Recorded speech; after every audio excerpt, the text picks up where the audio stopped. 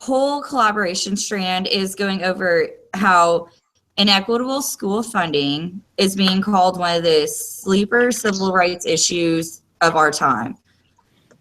So we were supposed to talk about what civil rights would this statement be referencing. So through my research, a big case that stood out to me was the civil rights issue addressing Title VI of the Civil Rights Act of 1964. Okay.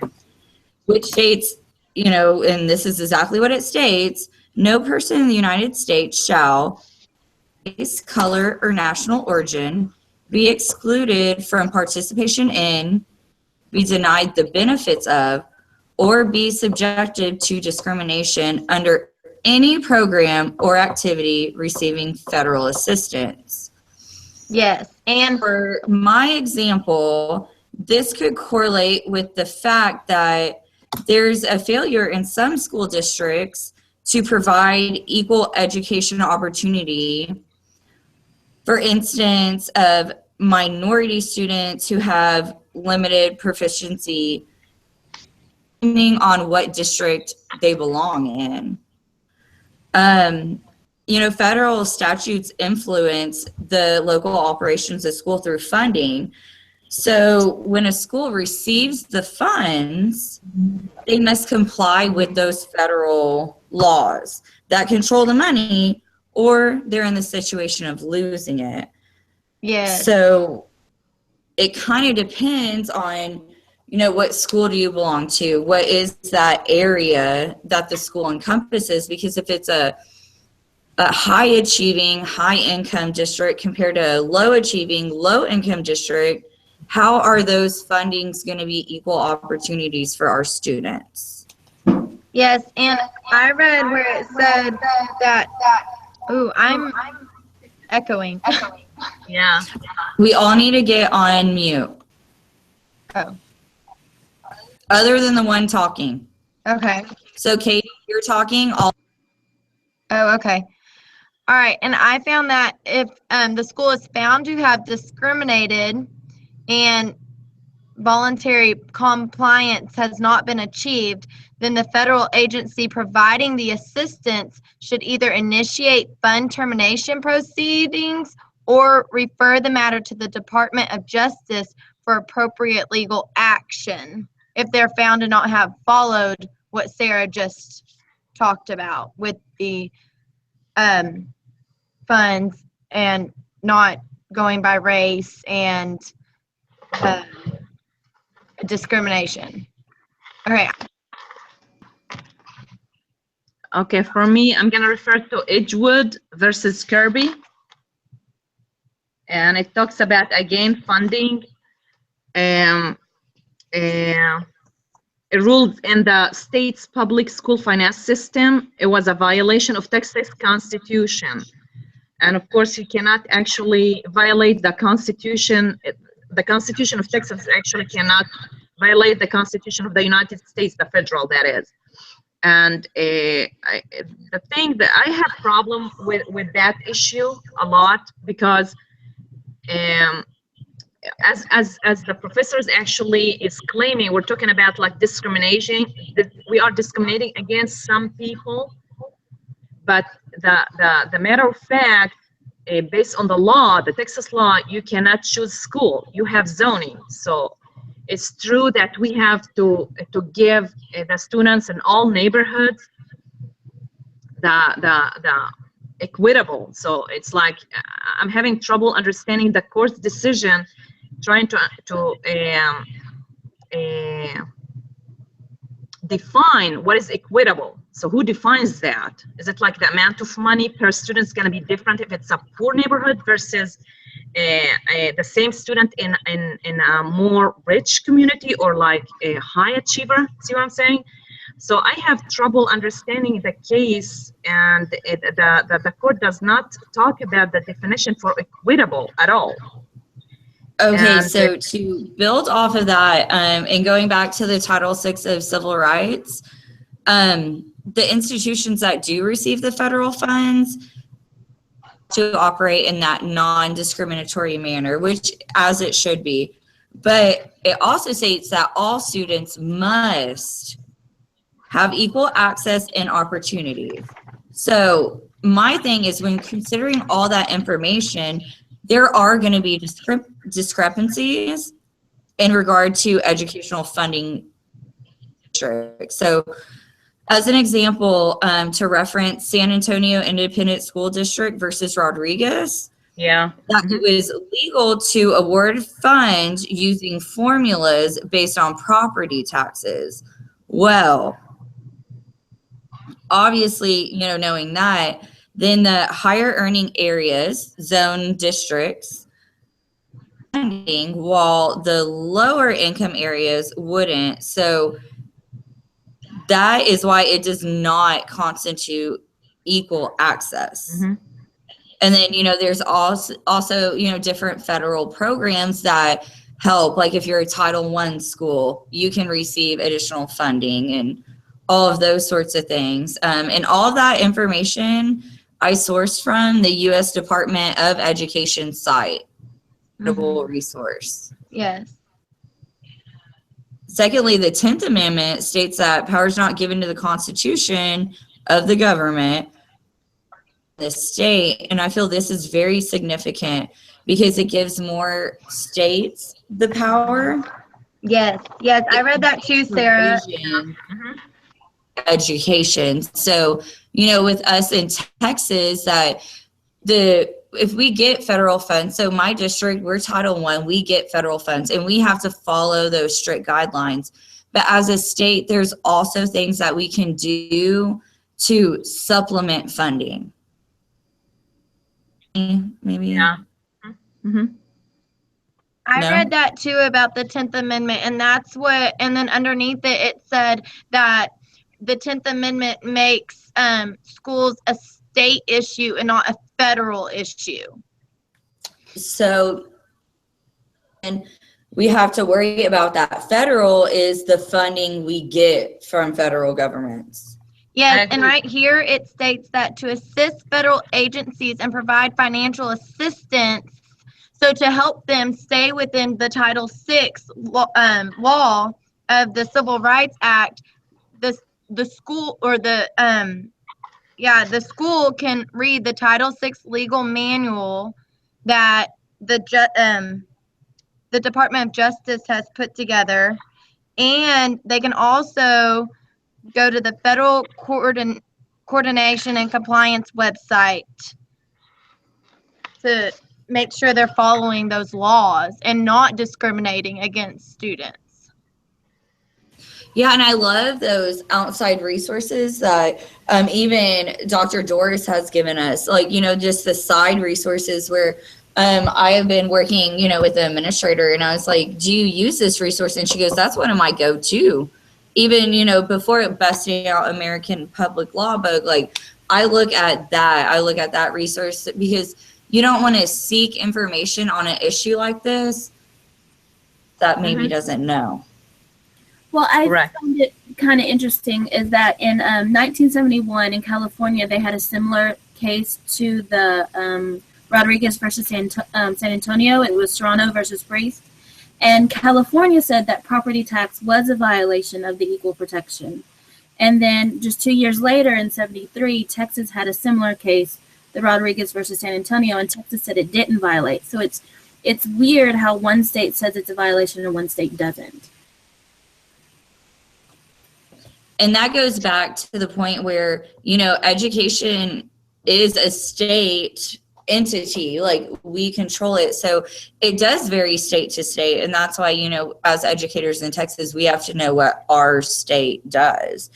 So just the demographics in my own district, we're able to receive Title I federal funds because, student demographics and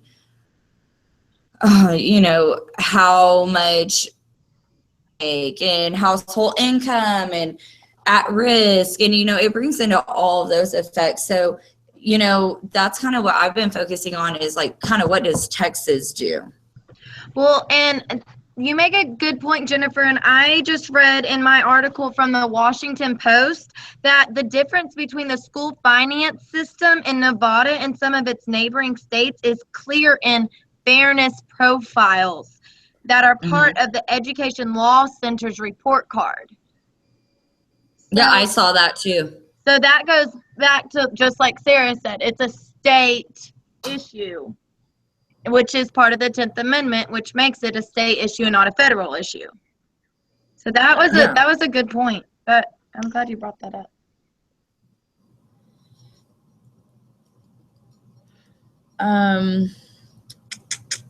I wanna add. Oh, go ahead. Okay, I want to add to the Edgewood and Kirby case something that is like, for people to think about it this way, it's like too much for me. They're talking about like on appeal, the U.S. Supreme Court in 73 in San Antonio Independent School District versus Rodriguez by a 5-4 vote, so they're really, really close, reversed the lower court's decision and thus sustained Texas public school finance system. What did they claim? The majority held that the education is not a fundamental right because education is neither explicitly nor implicitly guaranteed by the U.S. Constitution. So just imagine if you're gonna keep like thinking that way, what's gonna happen to our communities, right?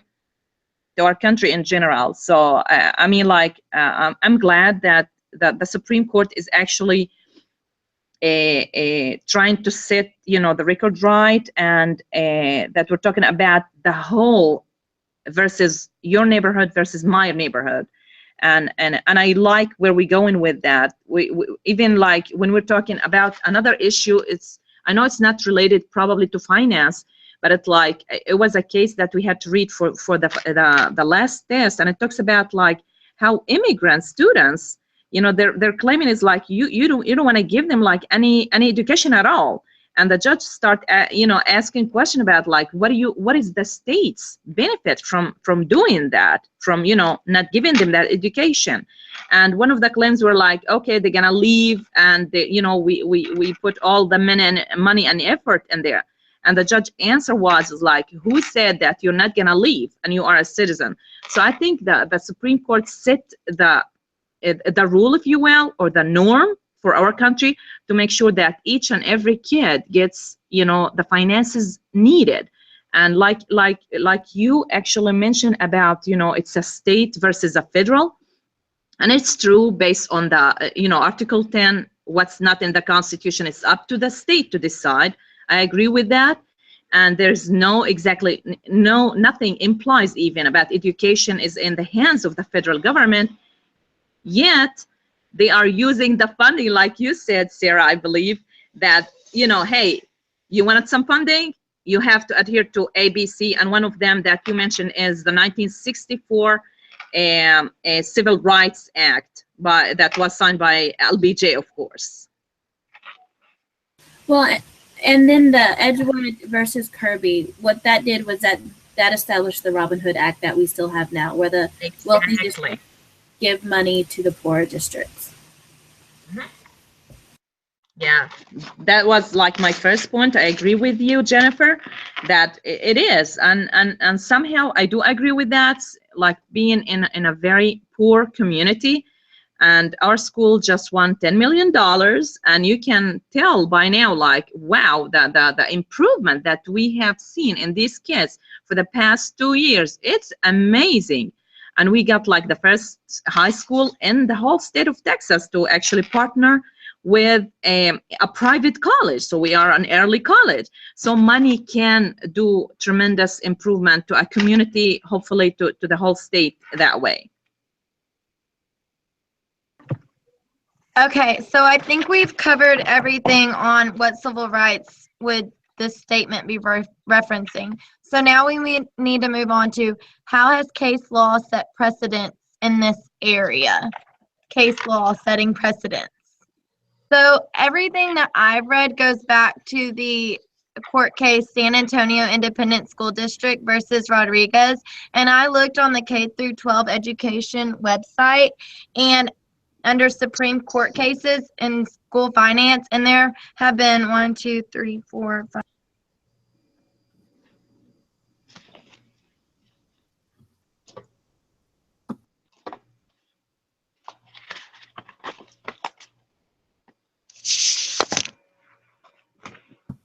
Katie, you're on mute. Katie, you're on mute. Oh my goodness, did I just say all that on mute? Oh, I was doing so good.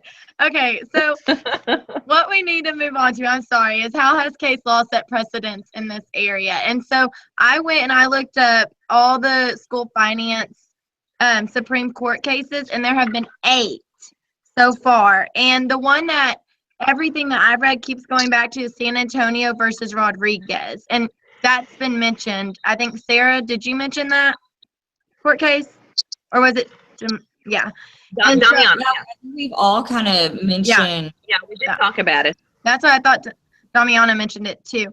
And so did Jennifer. And this case relied on local property tax for funding beyond that provided by, local property tax for funding beyond that provided by the state disadvantaged the children whose districts were located in poorer areas. So that was about the boundaries like Sarah discussed, so it was saying it was discriminating against where people lived and how much funding schools were getting versus those boundaries. And then that's also where the like Title I schools and stuff came into place, West ISD, we are Title I, and we get those funds every year to help our students to show, AYP, our yearly progress and all that stuff.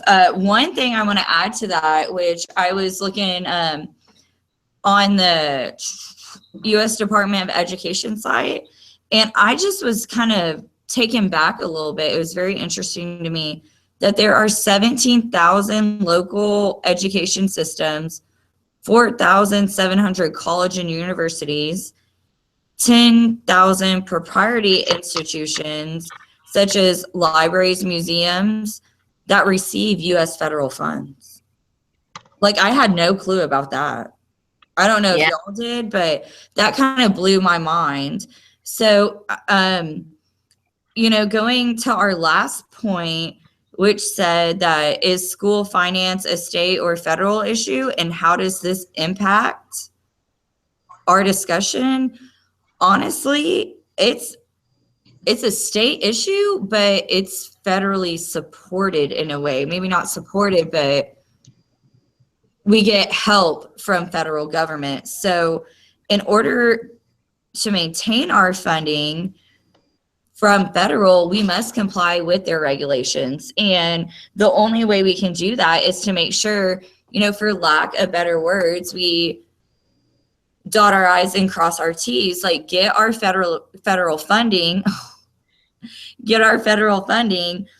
make sure we follow that, because without it, I know my campus alone, we wouldn't have the resources we have right now.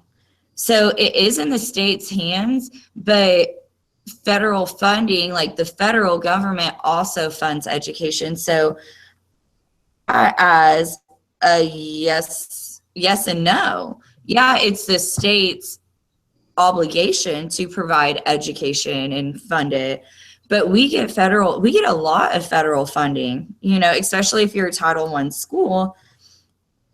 And if that wasn't done, then, if we didn't get those federal funds, I don't know that we would be able to operate to the capacity and be able to grow the knowledge of our students and have the biggest impact without it. So yeah, it's control of the state, but at the same time, where would we be without that federal funding? I agree with you. I found the same thing, it's primarily a state issue and local responsibility, but the federal government gives a percentage to the state and schools to distribute underneath that Title VI law of civil rights. So it all ties in together. Yeah. Yeah. Jennifer, do you have anything to add, Damiana?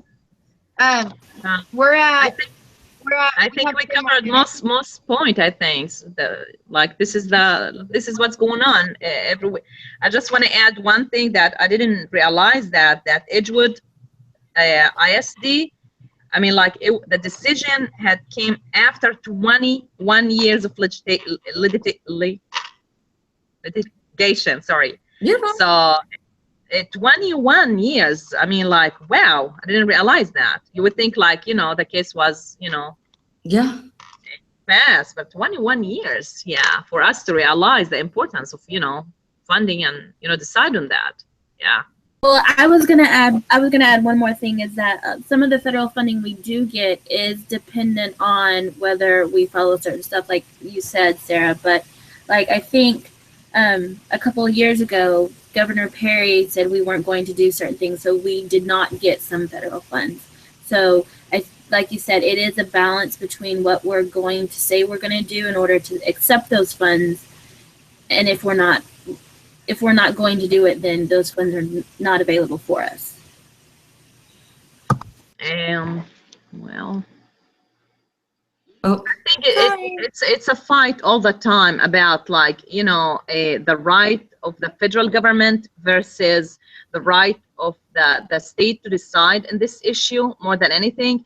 But I think that we are going toward equality, and all the laws like Title 10, 64, even Brown talks about integration and all that stuff. So about the finances and talking about it as sleeping for civil rights, I'm not sure I agree with that. I'm not sure.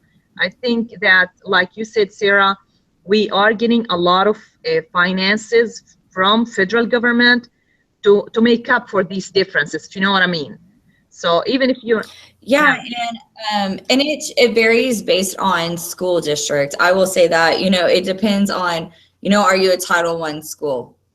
You get Title I funds, but you have to prove that for, and it has to be so to say, it has to be a solidified research where you can show growth, and you can't use it for just everything. I mean, you have to have those at-risk kids. I mean, there's a lot involved. If you can't qualify, then we take as much as we can and we use it correctly, but you have to be able to prove that in order to get those funds again. So it is the state, but we can get that federal assistance, so to say. So yeah, I think it's a little bit of both.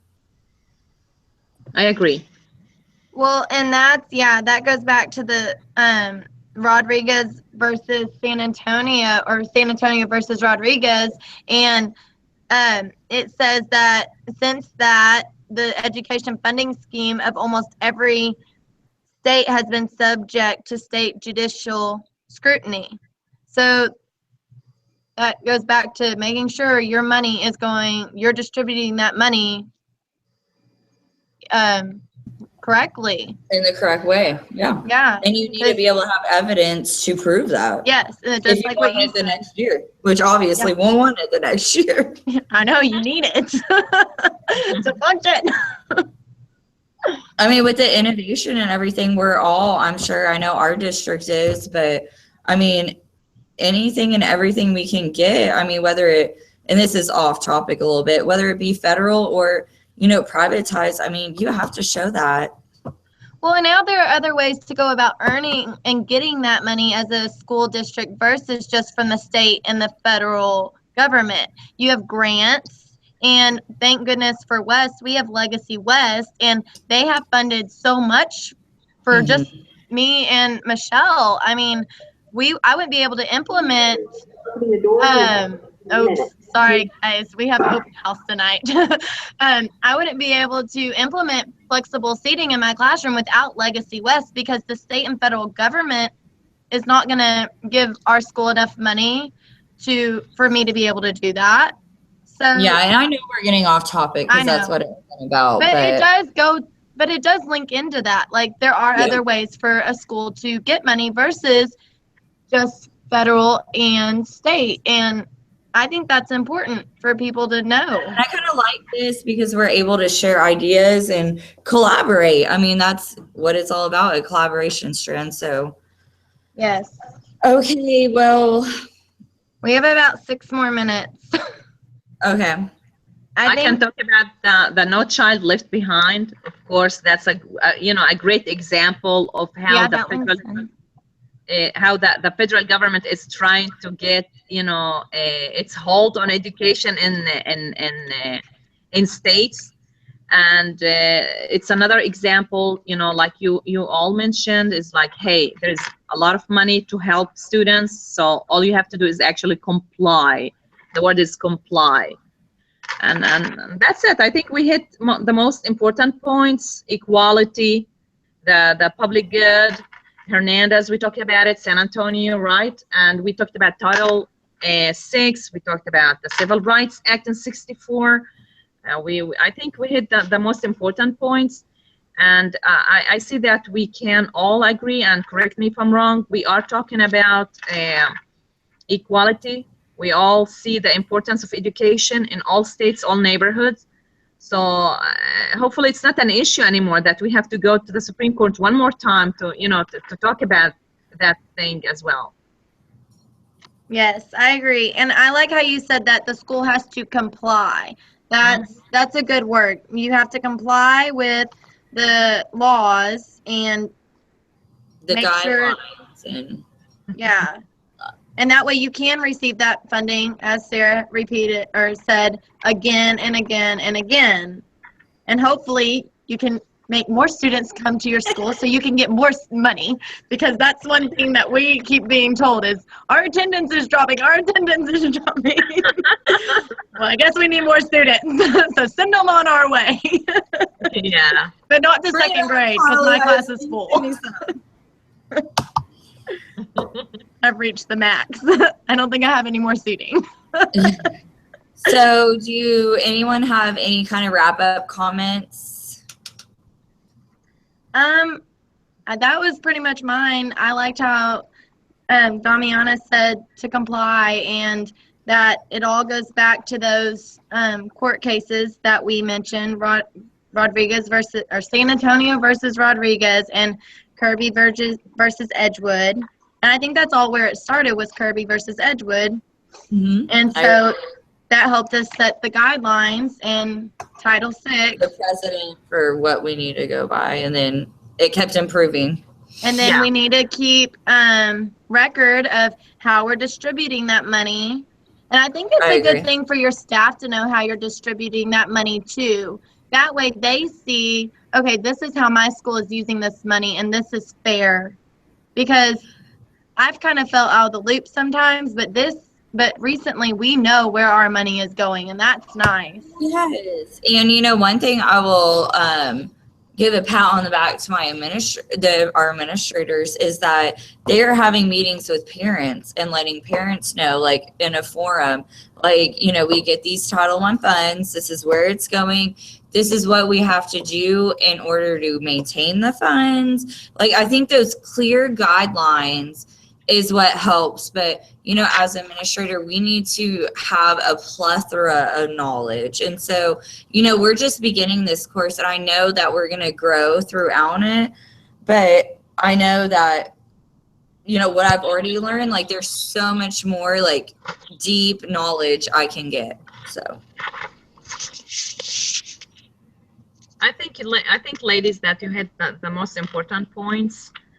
And again, I mean, like, the cases, the law, hopefully and I truly believe, like, the people as well who are coming together, like, thinking about the public well, the public good, and no to discrimination. And when it comes to money, like I said, it's like held these states accountable and make them comply, to be honest with you, more than anything. And that's it, I think. And they have the right to do that, in my opinion, because if we think about it, about like an international business these days, the international community, come on, we have, sometimes we think that we are doing great, which is true, but we have a lot to accomplish compared to other countries, like specifically or especially when it comes to education.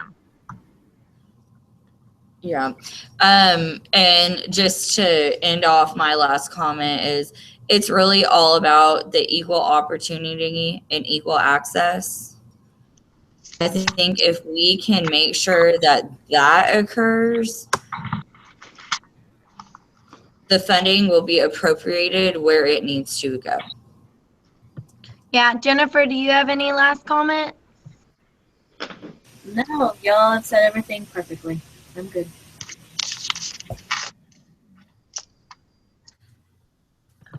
All right, ladies. Okay. Do we have to write